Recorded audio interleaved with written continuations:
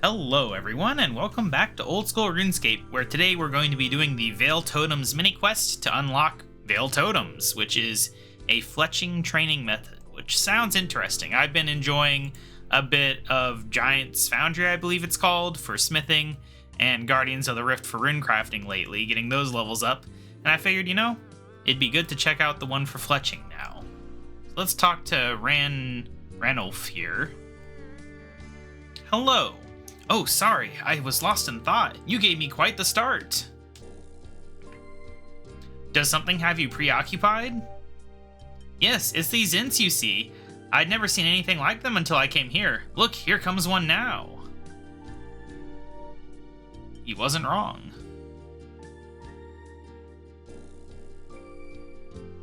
I have been noticing them. Oh, he just turned into a tree.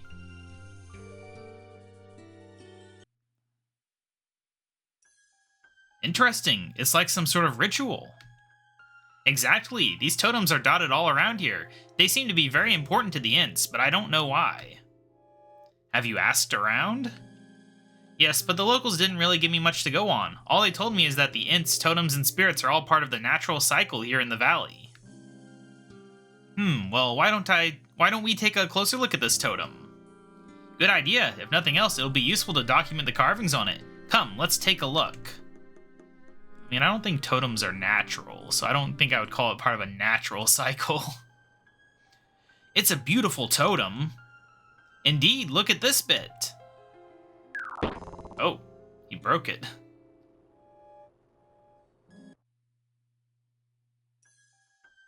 Uh-oh, the funny man broke the totem. Oh, there's a child. Excuse me, I have a name. I'm Isadora, and you're the funny man who gets confused by ints. I've been watching you. Well, actually, my name is Ranulf, not Funny Man. Funny Man Ranulf broke the totem. Ints won't be happy with you. I think the child's assessment is correct. The ints probably won't be happy about what we've done. I'm not sure "we" is the right word. It's okay, Funny Man. The totems always end up breaking. The ints get sad for a while, but if you fix them, they end up all happy again. So we need to fix the totem. How? Let's see. First, we need some lumber to rebuild the pole. I reckon one set of logs will do it. Any specific type? It looked like it was made from oak, so presumably oak logs should be enough. However, I do wonder if using better wood would help it survive the elements better. Or survive interference from, us. The pole is only going to be the beginning, though. We're going to need to carve it. I really should have made more notes on the carvings. Notes? Notes are boring. I know how to carve them. Daddy showed me. Well, I guess you can consult with Isadora on how to carve the totem. While you do that, I'll get to work on rebuilding the pole. Okay, so I only need one log to build a thing. Alright. I have a vague idea of how this minigame thing works, but not entirely. That's a good start. What's next? Now you need to carve the animals. Yes, according to Isadora, the carvings that were on the totem represented the animal spirits around it. However, the animals were disturbed when the totem fell. Some left, but new ones arrived. Meaning? Meaning you need to carve the right ones, silly. The right ones being the animals that are currently in this area. I suppose that makes sense. I'll give it a go. Alright, so yeah, that's the purpose of all these spirits. I had been wondering when I ran by here. Alright, so we need Mr. Buffalo guy. We need Mr. Scorpion guy. And we need Mr. Jaguar guy. I don't know. Jaguar, Buffalo, Scorpions. It's missing something. You've quite the hand at carving, my friend. Thank you. Now, the finishing touches. Apparently, the ints appreciate it when wooden items are returned to the forest. Yes, you need to help them finish the cycle. Cycle? The cycle of life, death, and decay, I suppose. Funny Man Ranulf is learning. Okay then, so wooden items, you mean things like bows and shields? Exactly. Try decorating the totem with these kinds of items. I reckon 4 should do. Oh, and be sure to use the same wood that you used for the totem itself. Okay, I'll be back once I've done that. Alright, let's decorate this thing. I kind of regret selling all my unstrung bows to get the Dragonfire Shield now. There we go. I'd say that's the totem finished. Yes, it looks so pretty. And now we got an Int coming along. He's admiring our work. Look at that. I think it looks even better than it did before. You did a good job. Now we have to see if you've made the Ints happy again.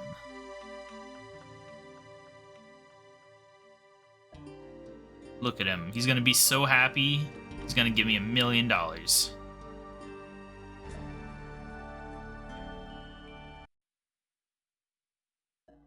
I couldn't have imagined a better outcome. Not only have the Ints accepted our new totem, but they've also left something behind.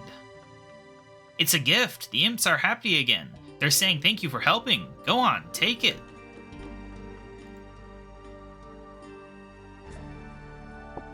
Alright, 100 offerings. Well, this is definitely the most dialogue I've had with the Ints. Isadora here has been a great help as well. Thanks, funny man Ranulf. You're not so bad yourself. So, what now? It seems the Ints are very appreciative of those who maintain the totems. Given you seem to have a knack for it, you might want to keep helping them. They have plenty of other totem sites in the valley. Yes, the Ints like it when you help. They'll give you more gifts. As for me, I'm going to keep studying them. I've learned so much today, both from Isadora and from the Ints themselves. I've already documented it all, but I'm sure there's more to discover. Speaking of which, here, take a notebook for yourself. I left a copy of my notes in it, but you can also use it to document your own findings.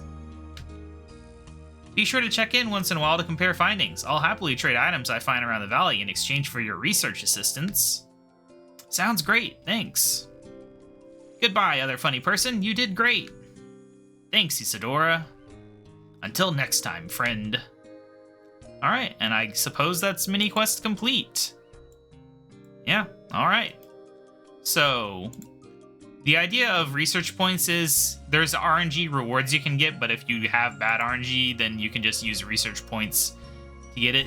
These bowstring spools are cool. You can combine them together and you can have like a ridiculous amount of bowstrings in your inventory at once on them. Fletching knife is just an equipable knife. I believe that's basically the point. The mask, I think, is just mostly a cosmetic item. I think it might have some stats, but nothing special. And then int branches, I don't remember what they do. Let me look that up real quick, because I'm not going to waste money on them. But, let me see here. Vale totems, rewards, int branches. Oh, you can make the atlatl dart shafts with them. And you can also make a green man statue or green man carving to put in your player-owned house. Amazing.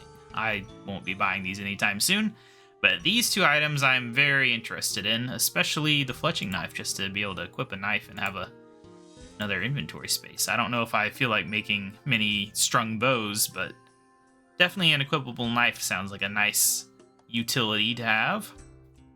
But anyway, I figure we should probably try this out. Now, what I'm not sure is, can you run while fletching?